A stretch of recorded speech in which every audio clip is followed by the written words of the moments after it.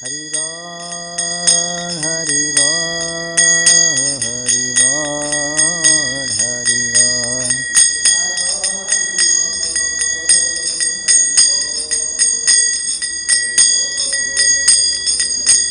Jai Jai Prabhupada, Prabhupada, Prabhupada, Jai Jai Prabhupada.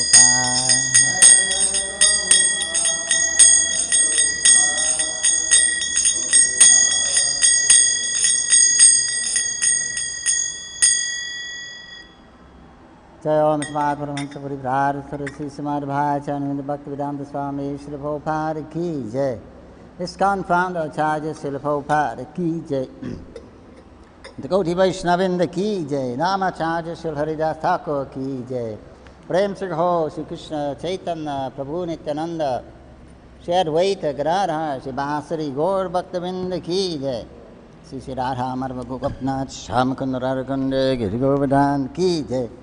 Sri Vindham Sri Mathura Dham Ki Jai. Navadip Mayapur Dham Ki Jai. Sri Jagannath Puri Dham Ki Jai.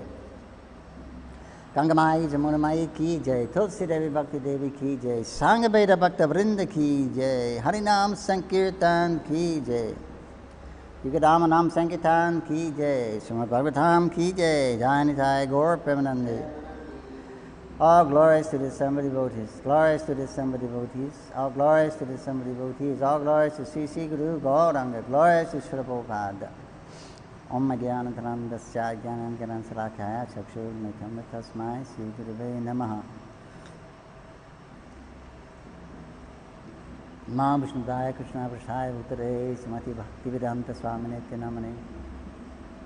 Namaste Saraswati Devi Gauravani Pacharine Nevishesha Shandavari Pasaridharine. Jai Sri Krishna Chaitanya Prabhu Nityananda Shri Advaita Gadadhar Shivas Hari Gaur Bhaktavinda Ki Jai. Hare Krishna Krishna Krishna Hare Hare. Hare Ram Rama Rama Hare Hare. Hare Krishna, dear devotees. Continuing reading from Krishna, the Supreme Personality of Godhead. It is a summary of the 10th canto of Srimad Bhagavatam by His Divine Grace A.C. Bhaktivedanta Swami Srila Prabhupada, founder Acharya of the International Society for Krishna Consciousness. Continuing reading chapter 29, entitled The Rasa Dance, Introduction. Om Namo Bhagavate Vasudevaya. Om Namo Bhagavate Vasudevaya. Om Namo Bhagavate Vasudevaya.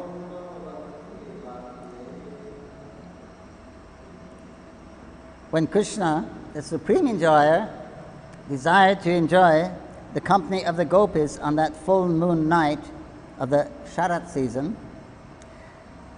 exactly at that moment, the moon, the lord of the stars, appeared in the sky, displaying its most beautiful features. The full moon night of the Sharat season is the most beautiful night in the year. In the autumn season, that is said to be the brightest moon of the year. In the Indian city of Agra, in Uttar Pradesh province, there is a great monument called the Taj Mahal, which is a tomb made of first-class marble stone. During the night of the full moon of the Sharat season, many foreigners go to see the beautiful reflections of the moon on the tomb. Thus, this full moon night is celebrated even today for its beauty. When the full moon rose in the east, it tinged everything with a reddish color. With the rising of the moon, the whole sky appeared smeared by red kumkum. When a husband, long separated from his wife, returns home, he decorates the face of his wife with red kumkum. The long-expected moonrise of that Sharat season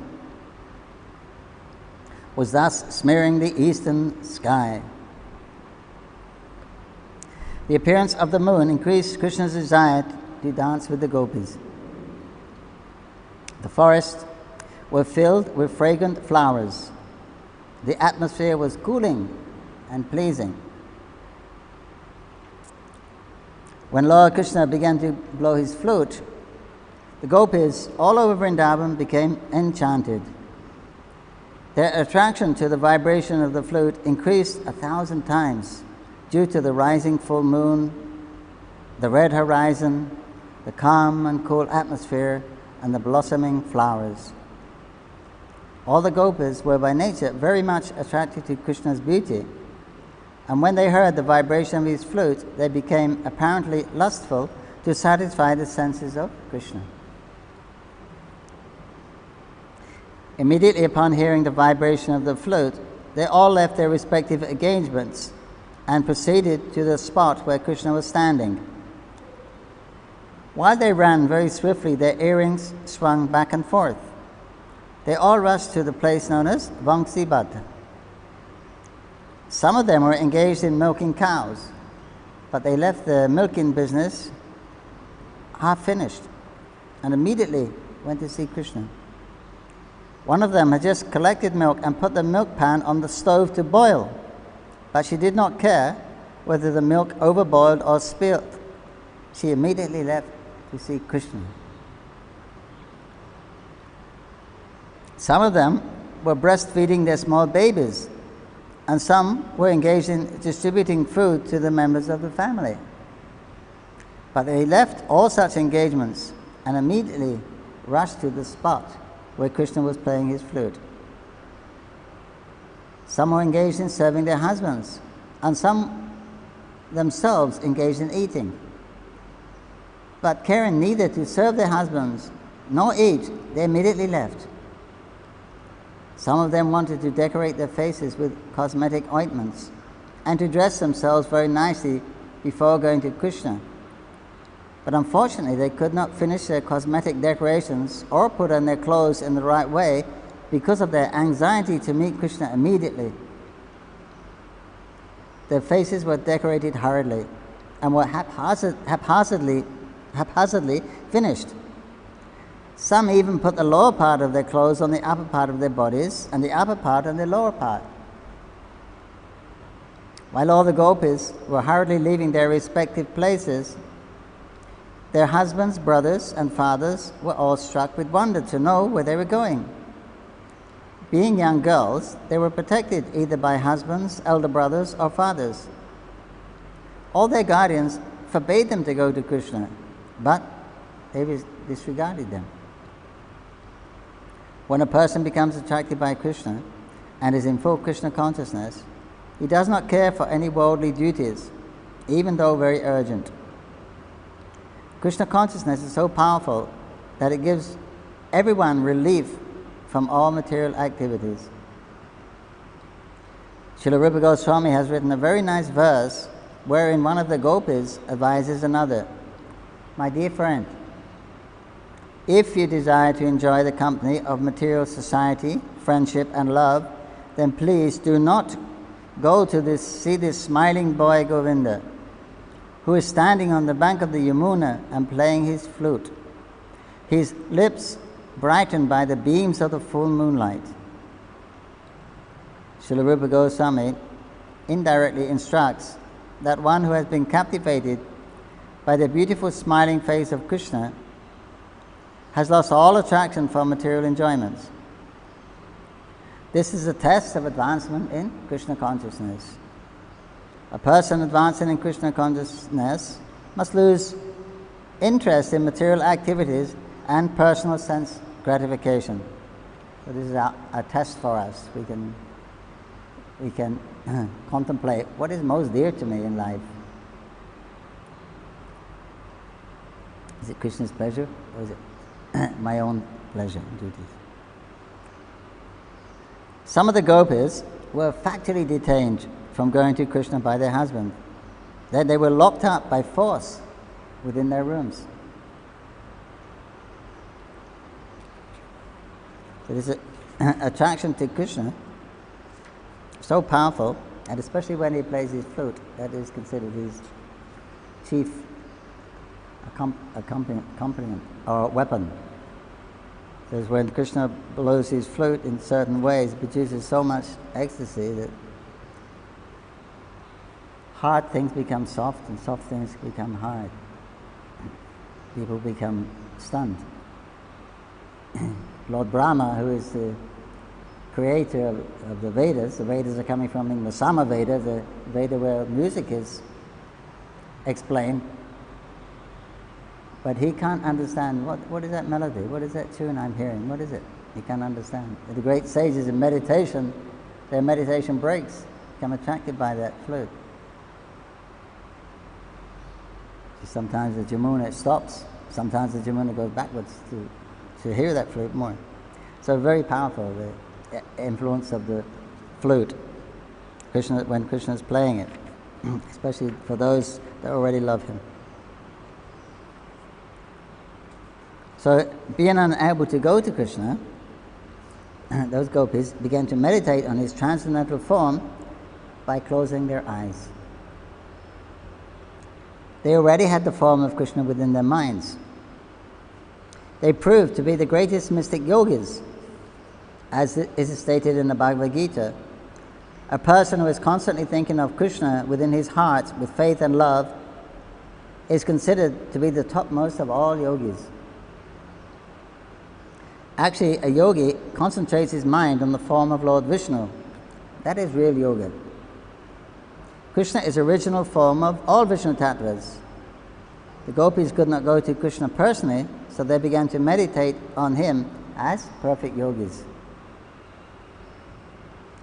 Krishna says in Bhagavad Gita, Manmana bhavama bhakto, always engage your mind in remembering me, worship me, bow down to me, offer your homage unto me. So the gopis were doing that. Actually, they couldn't forget Krishna. Sometimes they said, we wish we could forget Krishna, but however we try, we can't forget him. So this is understood. They've attained the topmost position of all the yogis who are trying hard to always remember Krishna. They were naturally remembering Krishna. In the conditioned stage of the living entities, there are two kinds of results of fruitive activities. The conditioned living entity, who is constantly engaged in sinful activities, has suffering as his result, and the one who engages in pious activities has material enjoyment as a result. In either case, material suffering or material enjoyment, the enjoyer or sufferer is conditioned by the material nature.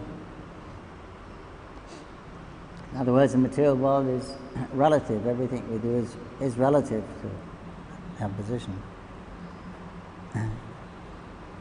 Being good or bad in the material world, actually there's no such thing as good or bad. Material world means forgetfulness of Krishna, so this already is bad. But in that there's a duality of good and bad, like in the planetary systems, or one according to how one is situated in the modes of nature, whether one is sattva, raja, or tama, then he gets a position, a suitable position within the universe. So relatively speaking, there is good and bad, but absolutely speaking, it's not taken very seriously, because if you can't remember Krishna, if you're not in Krishna consciousness or on the spiritual platform, then nothing is really good. Low grade happiness.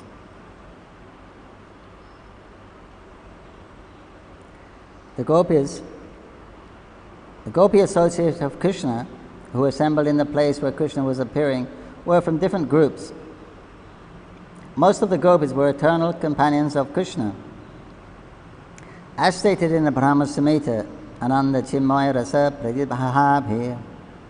In the spiritual world, the associates of Krishna, especially the gopis, are manifestations of the pleasure potency of Lord Krishna. They are expansions of Srimati Radharani. But when Krishna exhibits his transcendental pastimes within the material world, in some of the universes, not only the eternal associates of Krishna come, but also those who are being promoted to that status from the material world. It means when Krishna comes, he comes with his parasites, his associates also. The Nitya Siddhas, they come with him. But the idea of Krishna coming to the material world, to protect the devotees and continue his pastimes in the material world unaffected, this gives a chance for the conditioned souls to appreciate Krishna's pastimes, appreciate Krishna's qualities and attributes, beauty, and become attracted to him. So this is one of the great features of why the Lord appears in the material world, simply to attract the conditioned souls back to reawaken our dormant loving attraction for Krishna once again.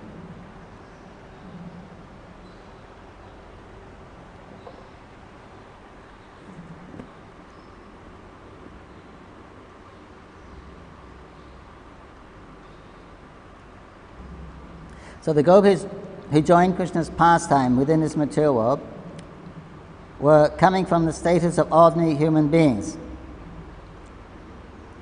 It says there were two classes of gopis. Some were previously the personified Vedas, and another group were the sages of Namakaranya,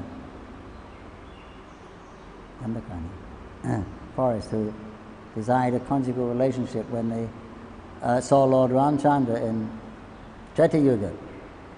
So he blessed them that they could become gopis. Very advanced. They've taken their birth again on the world, and now they're going to join the eternal associates of the Lord. So those who joined from the material world, if they had been bound by fruitive action, they were fully freed from the reactions of karma by constantly meditation on Krishna. Their severely painful yearnings caused by their not being able to see Krishna freed them from all sinful reactions. And their ecstasy of transcendental love for Krishna in his absence ended all their reactions to material pious activities.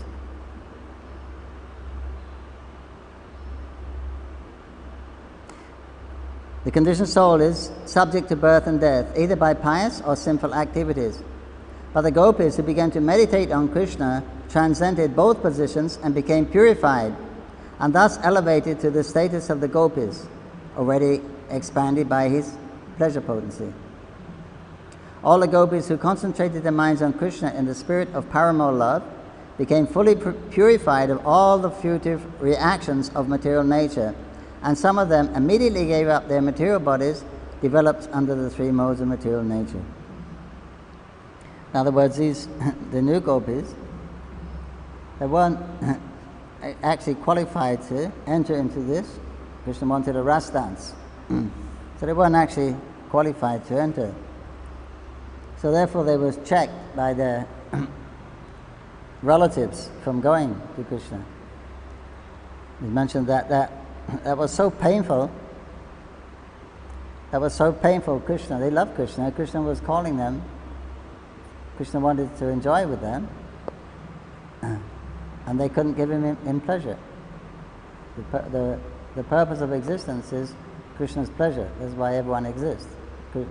Krishna has expanded himself into everyone, every living entity, to increase his pleasure. So the gopis were on that position of understanding that. That was their main focus in life. That Krishna's happiness was more important than their own happiness. So now Krishna was calling them, and they were being checked by the so-called guardians, etc. So that was extremely painful, hard for them to bear. But that suffering was so intense, they mentioned, that it burned up all the results of their sinful activities. If they had any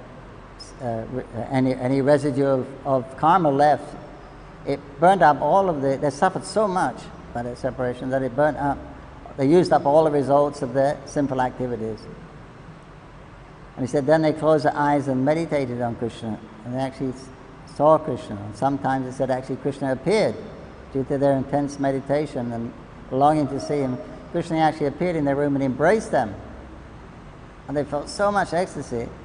They felt so much ecstasy that it burned up any traces of pious activities. When you perform pious activities, the result is material enjoyment. So they was enjoying so much ecstasy, they couldn't believe it. So that burned up any kind of results from karma, from performing pious activities. So therefore they used up all the results of their impious activities, all the results of their pious activities, and thus they were purified. It says then, the next time Krishna had the ras, they was allowed to enter.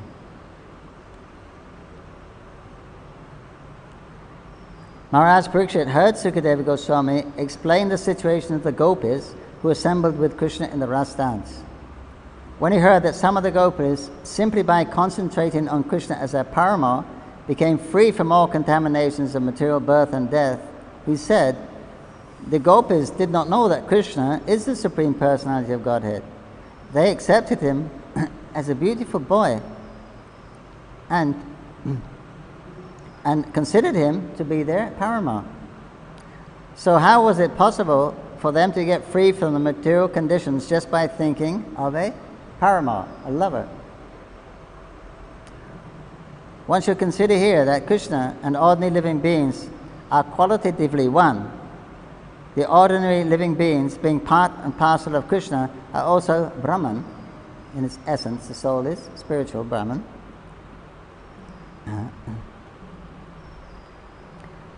But Krishna is the supreme Parabrahman.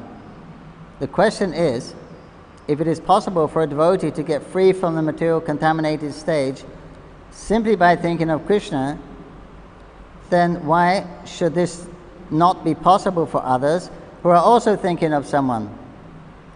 If someone is thinking of a husband or a son, or if anyone at all is thinking of another living entity, then since all living entities are also Brahman, why are all those who just think of others not freed from the contaminated stage of material nature? Question. In essence, everyone is Brahman. Those who meditate on Krishna, they can go back to Godhead, go back to this spiritual world. So why shouldn't, if you're meditating on someone you love in the material world, why shouldn't you get the same position? It's just love. They don't know he's God necessarily.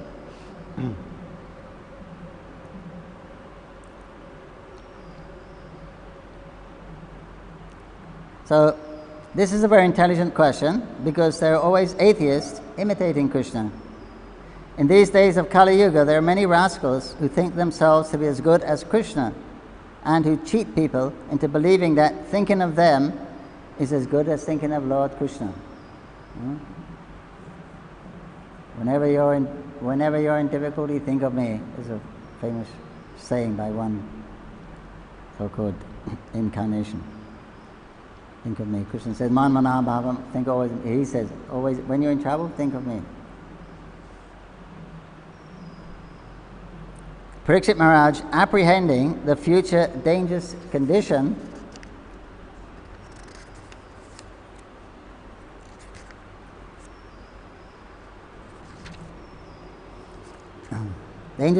of blind followers of demonic imitators, therefore asks this question.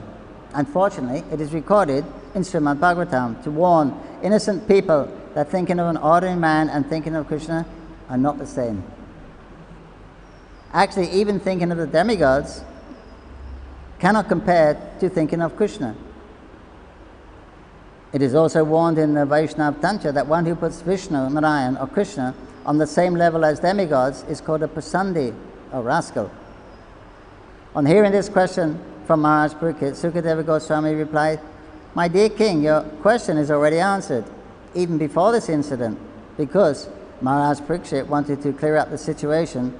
His spiritual master answered him very intelligently. Why are you again asking the same subject matter which has already been explained to you? Why are you so forgetful? A spiritual master is always in the superior position, so he has the right to chastise his disciples. In this way, Sukadeva Goswami knew that Maharaj Parikshit asked a question not for his own understanding, but as a warning to the future innocent people who might think others to be equal to Krishna.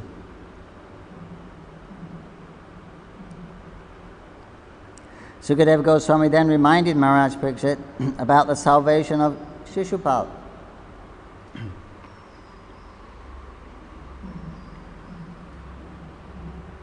Shishupal was always envious of Krishna, and because of his envy, Krishna killed him. But since Krishna is the Supreme Personality of Godhead, Shishupal gained salvation simply by seeing him. If an envious person can get salvation simply by concentrating his mind on Krishna, then what to speak of the gopis who are so dear to Krishna and always think of him in love? There must be some difference between the enemies and the friends. If Krishna's enemies could get freed from material contamination and become one with the Supreme, then certainly his dear friends like the gopis can achieve such freedom and much more. Besides that, in the Bhagavad Gita, Krishna is called Rishikesh. Shukadeva Goswami said that Krishna is Rishikesh, the super soul, whereas an ordinary man is a conditioned soul covered by the material body. Krishna and Krishna's body are the same because he is Rishikesh. Any person making a distinction between Krishna and Krishna's body is fool number one. Krishna is Rishikesh and Adhoksaja. These two particular words have been used by Sukadeva Goswami in this instance. Rishikesh is the super soul, and Adhoksaja is the Supreme Personality of Godhead, transcendental to the material nature. Just to show favor to the ordinary living entities out of his causeless mercy, he appears as he is. Unfortunately, foolish persons mistake him to be an ordinary person, and so they become eligible to go to hell.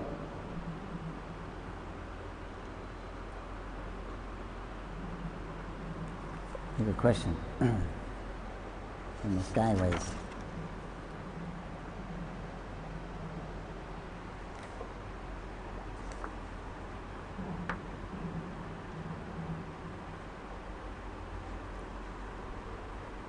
This is from Piyush Tyagi. Hare Krishna Piyush. Arjuna was a friend of Krishna. However, was he in Golok, Vrindavan? Not the Arjuna who Krishna drove his chariot. Not that Arjuna. That Arjuna, he stays in the material creation whenever Krishna, whatever universe Krishna goes to, because Krishna is always appearing in some universe or other. So Krishna is appearing somewhere. Right now, he's performing different activities. Right now, he's being bound by Mother Yasoda. Now he's killing Kaliya. Right now, he's dancing with the gopis. Right now, he's fighting Kuketra in some universe or other. So Arjuna is always accompanying the Lord here. However, there is another one of the gopas from Golok. His name is also Arjuna. So he's a resident of Golok, but the Pandava Arjuna it doesn't stay in Golok Vrindavan.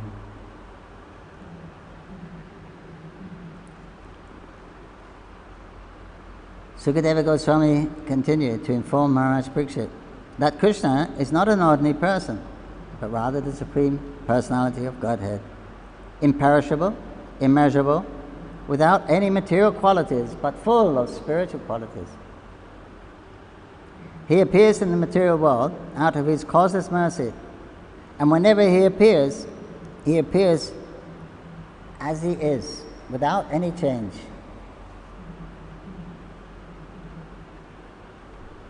This is confirmed in the Bhagavad Gita, where the Lord says that he appears by his spiritual potency. The material potency is under his control. In the Bhagavad Gita it is stated that the material potency is working under his superintendence. It is also confirmed in the Brahma Samhita that the material potency, known as Durga, is acting just as a shadow which moves with the movement of the substance. The conclusion is that if somehow or other one becomes attached to Krishna, or attracted to him, either because of his qualities of beauty, opulence, fame, strength, renunciation, or knowledge, through affection or friendship, or even through lust, anger, and fear, then one's salvation and freedom from material contamination are all assured.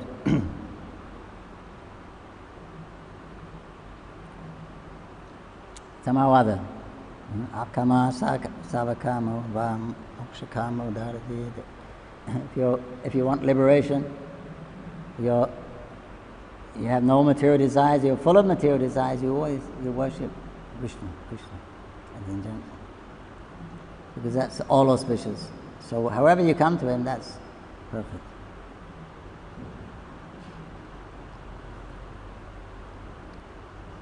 There was a story of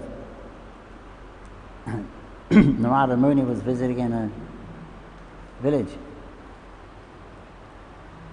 and he heard there was a very simple person living in that village. He was a very, very bad person. People were talking about him a lot. He's always causing mischief. So Narada Muni thought he should be delivered. So he asked, where can I find him? He said, no, don't you go. Because especially when he sees a saintly person, he becomes even more horrible. So you don't see him. He's a very nasty fellow. So Narada Muni thought, yeah, if I approach him and he starts to blaspheme me, then he'll go to hell, because if you blaspheme a saintly person, a pure devotee, a big reaction. So he thought, how can I do it? But then, so he thought of a plan. So he found out the whereabouts of that sin person, and he came up secretly, and from behind a tree, he called out, "Hey, sinful man!" Couldn't see him. He said, "You're going to go to hell." He said, "But when you see Jamaraj, you should ask him this question: what is the value of a moment's association with a pure devotee?" Then Narada vanished. He couldn't see where it come from. He was very angry, but he couldn't see anyone to curse or blaspheme. So in due course of time, he goes to see Yamaraj, and Yamaraj says, "Look, you're a very simple person. Look, this is your records. There's unlimited sins. I mean, unlimited. What have you got to say for yourself?" Yeah. So by Narada's mercy, he remembered what Narada Muni said when you visit Yamaraj. So he said, "Yes." He said, "I have a question. What is the value of a moment's association with a pure devotee?" So Yamaraj was stumped. He never heard that question before from a simple person. So he thought, I don't know. Let's go and ask Lord Brahma.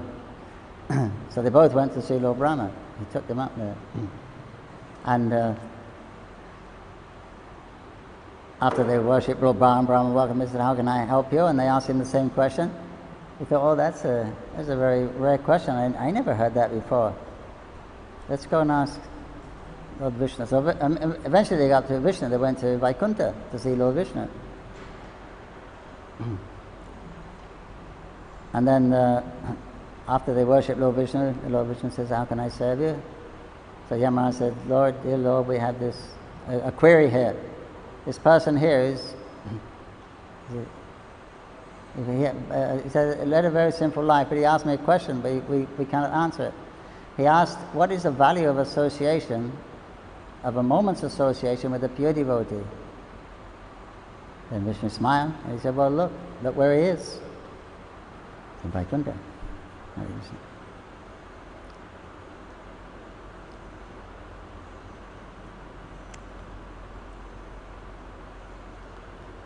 So, in the Bhagavad Gita, 18th chapter, another question.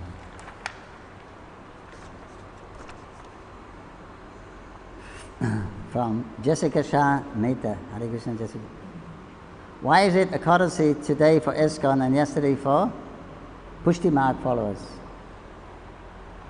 Actually, it may be the other way round. Yesterday we observed Ekadasi. So it's called a Mahadwarasi, when there's an overlapping of tithis. And the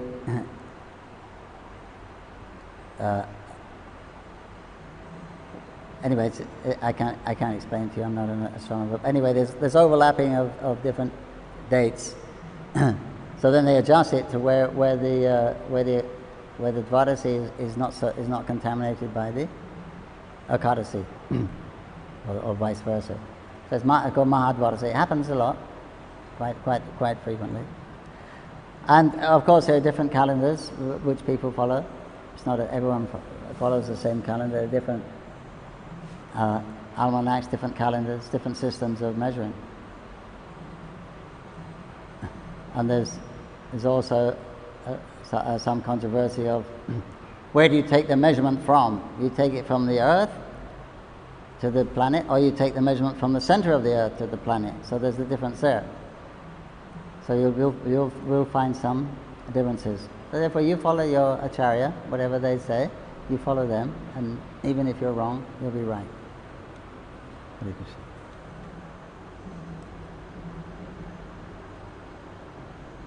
In the Bhagavad Gita, 18th chapter, the Lord states that one who is engaged in preaching Krishna consciousness is very dear to him.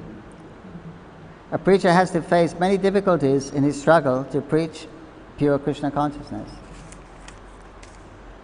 Sometimes he has to suffer bodily injuries, and sometimes he has to meet death also.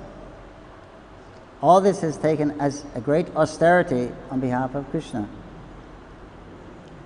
Krishna therefore has said that such a preacher is very, very dear to him. If Krishna's enemies can expect salvation simply by concentrating their minds on him, what to speak of persons who are so dear to Krishna? The conclusion should be that the salvation of those who are engaged in preaching Krishna consciousness in the world is guaranteed in all circumstances. But such preachers never care for salvation, because factually one who is engaged in Krishna consciousness, devotional service, has already achieved salvation. Shukadeva Goswami therefore assured King Parikshit that he should always rest assured that one who is attracted to Krishna, by Krishna, attains liberation from material bondage, because Krishna is the transcendental master of all mystic power. Okay, when the gopis assembled, as described before Krishna, he began to speak to them, welcoming them, and as well as discouraging them by word jugglery. Krishna is a supreme speaker. He's a speaker of Bhagavad Gita. He can speak on the highest elevated subjects of philosophy, politics, economics, everything. And he also spoke before the gopis who were so dear to him. He wanted to enchant them by word jugglery, and thus he began to speak as follows. O ladies of Vrindavan, you are very fortunate, and you are very dear to me, and I am very pleased that you have come here, and I hope everything is well in Vrindavan. Now, please, order me, what can I do for you? What is the purpose of your coming here in the dead of night? Kindly take your seats and let me know what I can do for you. The gopis had come to Krishna to enjoy his company, to dance with him, to embrace him and to kiss him. And when Krishna began to receive them very officially, showing all kinds of etiquette, they were surprised. He was treating them as ordinary society women. Therefore they began to smile among themselves, and though they very eagerly listened to Krishna talk in that way, they were surprised.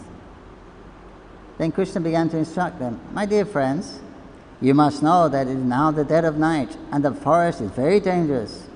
At this time all the ferocious jungle animals, the tigers, bears, jackals, and wolves are prowling in the forest. Therefore it is very dangerous for you. You cannot select a secure place now. Everywhere you go, you will find that all these animals are loitering to find their prey. I think that therefore you are taking a great risk in coming here in the dead of night. Please turn back immediately without delay. When he saw they continued to smile, he said, I much appreciate your bodily features. All of you have very nice, very thin waists. All the gopis were exquisitely beautiful. They are described by the word Samadhyama. The standard of beauty of a woman is said to be Sumadhyama, when the middle portion of the body is slender. Krishna wanted to impress on them that they were not old enough to take care of themselves. Actually, they required protection. It was not very wise of them to come in the dead of night. Krishna also indicated that he was young and that they were young girls. It does not look very well for young girls and boys to remain together in the dead of night. After hearing this advice, the gopis did not seem very happy, and therefore Krishna began to stress the point in a different way. My dear friends, I can understand you have left your homes without the permission of your guardians. Therefore, I think your mothers, your fathers, your elder brothers, and even your sons, what to speak of your husbands, must be very anxious to find you. As long as you are here, they must be searching in different places, and their minds must be very agitated. So don't tarry. Please go back and make them peaceful. When the gopis appeared to be a little disturbed and angry from hearing the free advice of Krishna, they diverted their attention by looking at the beauty of the forest. At that time, the whole forest was illuminated by the bright shining of the moon, and the air was blowing very silently over the blossoming flowers, and the green leaves of the trees were moving in the breeze. Krishna took the opportunity of their looking in the forest to advise them. I think you have come out to see the beautiful Vrindavan forest on this night, he said. But you now must be satisfied, so return to your homes without delay. I understand that you are all very chaste women, so now that you have seen the beautiful atmosphere of the Vrindavan forest, please return home and engage in the faithful service of your respective husbands. Some of you must have babies by this time, although you are very young. You must have left your small babies at home and they must be crying. Please immediately go back home and just feed them with your breast milk. I can also understand that you have very great affection for me, and out of that transcendental affection you have come here, hearing my playing on the flute. Your feeling of love and affection for me are very appropriate. Because I am the Supreme Personality of Godhead, all living creatures are my parts and parcels, and naturally they are affectionate to me. So this affection to me is very welcome, and I congratulate you for this. Now you can go back to your homes. Another thing I must explain to you is that for a chaste woman, service to the husband without duplicity is the best religious principle. Not only should a woman be faithful and chaste to her husband, but she should also be affectionate to the friends of her husband, obedient to the father and mother of her husband, and affectionate to the younger brothers of the husband. And most importantly, a woman must take care of her children. In this way, Krishna explained the duty of a woman. He also stressed the point of serving the husband. Even if he is not a very good character, or even if he is not very rich or fortunate, or even if he is old and invalid on account of continued disease, whatever her husband's condition, a woman should not divorce her husband if she actually desires to be elevated to the higher planetary systems after leaving this body. Beside that, it is considered very abominable in society if a woman is unfaithful and goes searching for another man. Such habits will deter a woman from being elevated to the heavenly planets, and the results of such habits are very degrading. A married woman should not search for a paramour, for this is not sanctioned by the Vedic principles of life. If you think that you are very much attached to me and you want my association, I advise you not to personally try to enjoy me.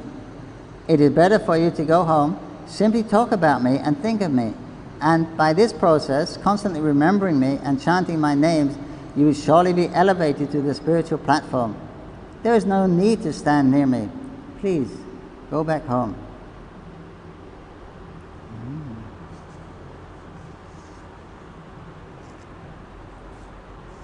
This is very clever with words. Very clever in the art of love. So, some question here. Arjun Das. Why Krishna is God and Ram is avatar?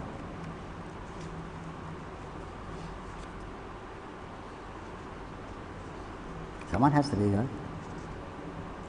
The others have to be avatar. Krishna has, if you examine all the different qualities of the different avatars, you find that Krishna has the most qualities. And it is confirmed that Krishna Stu Bhagavan Swayam, Krishna is the supreme personality of God. God has many personalities, but the supreme personality is Krishna.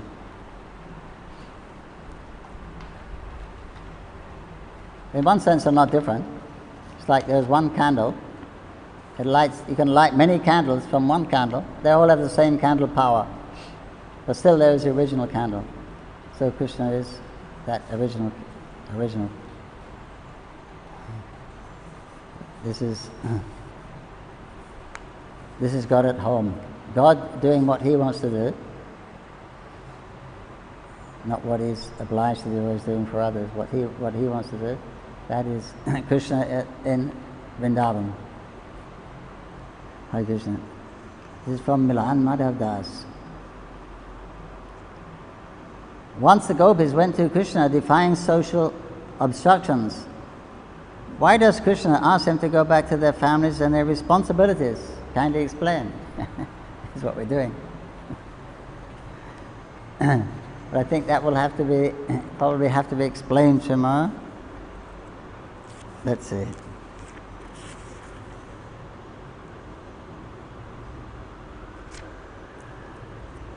It's quite a long discussion he has with him.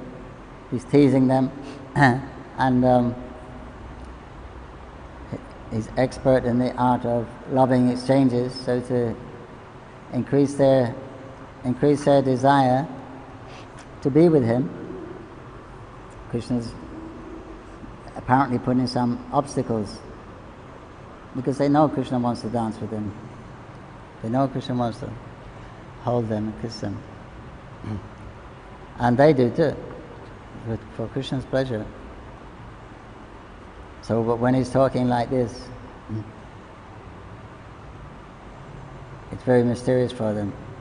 And there is a lot of philosophical things we can learn from this. So we will explain.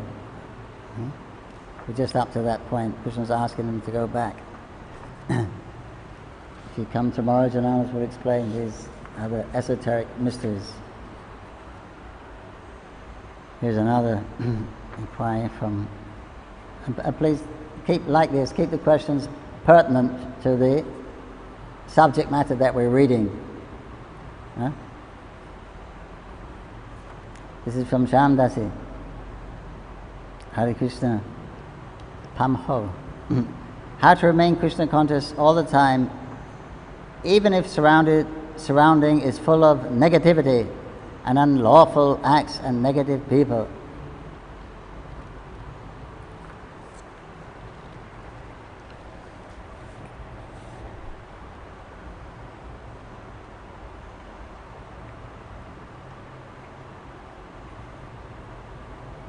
That is the purpose of Krishna's event, as the purpose of Lord Chaitanya's event, of him starting the Sankirtan movement. That is the purpose of the International Society for Krishna Consciousness, to give persons an opportunity, even though we're surrounded by so much negativity, negative people, and sinful activities are going on. We're surrounded by it. It's Kali Yuga, we're in the material world. It's not a nice situation. The material world is meant for simple people, so it's not surprising that that's what you see. And these we have no real leadership in the world today, for spiritual leadership, that is. We're being taught that the purpose of life is enjoyment, to enjoy. And you enjoy through the senses of the body, So sense gratification is the goal of life. That's what we've been taught. That's what our parents taught us if they weren't devotees. That's what we learned at school. The purpose of life is enjoyment. So you should study hard now, because if you study hard you'll get a better job when you leave school. With that better job you get more money. With that more money you can buy more stuff, and with more stuff you can enjoy more. That's the philosophy. So that's being supported by our educators, by our politicians, by our scientists. They're all following that same line. We're trying to perfect how to live happily in the material world, how to eat, sleep, enjoy, and defend nicely, how to improve those 4 things, which the animals are doing also. So it's not a very good time in the material world, in Kali Yuga. So one has to be a little determined. So the first thing is to associate with devotees and try to keep in their association and avoid this other association, although it may be near impossible most of the time. But Srila Bhaktivinoda Thakur, he gives a nice explanation of Krishna consciousness for people living in the material world, for the householders especially. You make your life Krishna conscious. So if you act according to the principles of Krishna consciousness in your Grihastha ashram, everyone has to take a particular ashram, whether it's brahmachari, grihastha, vanapasa, or sannyas. For the householders, the grihastha ashram is an ashram, you see. It's an ashram. It's a place where you can take shelter of the rules of that particular section in society. So you keep your deity of Krishna or a picture of Krishna in your house. You can keep Bhagavad Gita, Krishna book. You can read them. You can worship the deity. You can, especially, you can offer your food to the deities. And this way you can maintain the Krishna conscious life, specifically chanting the holy names of Krishna, which is probably the most important factor. Nam Sankirtan is actually the Yuga Dharma, so you can gather around with the family and have kirtan, especially now. You can't go out. Turn the TV off and have kirtan. You'll feel much more enlivened. So, but anyway, to do all that, you need a place to live and to educate your children and clothe your children, feed the children, yourself. Then you have to work. So then generally the husband goes to work. Then he's in a materialistic place, mostly. But Bhaktivinoda Thakur says within your colleagues, whoever you're working with, you're not going to associate with those people. That's coincidental who is working with you, because they're going there for the same reason as you're going there. You're going there to get your salary, so you can maintain your ashram. If they're not devotees, they're going there to get the salary so they can maintain their sense gratification. So with those people, although you're working with them, that's not called association. Although you have to be with them, but that's not called association. Association is inquiring in confidence, revealing your mind, and giving an exchange in prasadam, that you can do, and giving an exchange in presence. These are the 6 activities to develop love. But that you save for your intimate friends, for your devotees. For those people, you just be polite and do your work, behave properly with everything. So Bhaktivinoda Thakur said that's not material, that's not asatsanga.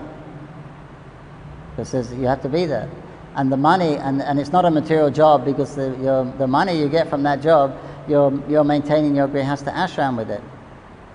So it's not even a material job. So this way, if you think properly like this, then you can spiritualize your whole life.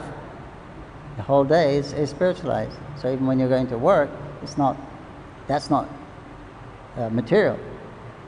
It's called Gona Bhakti, subsidiary devotional act, supportive devotional activities to support your ashram, your devotional ashram. Then you have to work. So that's also considered subsidiary. It's not a material thing. So view it like that.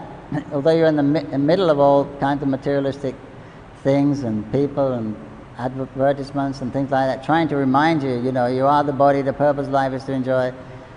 You have to be aloof from it somehow or other.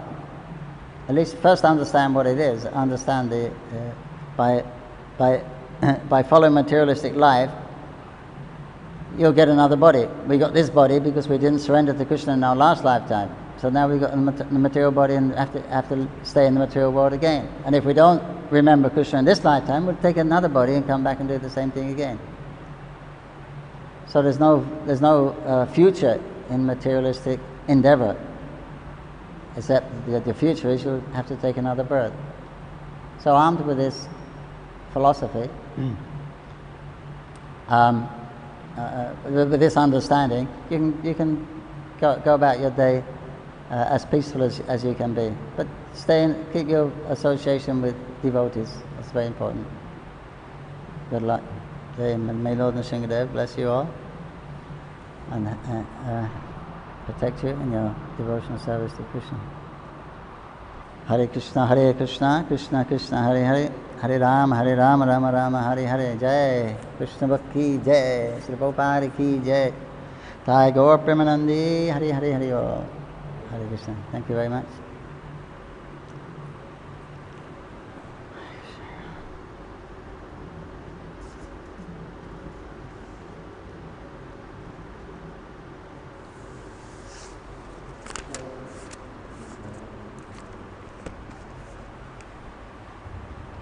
Hare Krishna, Krishna Krishna, Hare Hare. Hare Ram, Ram.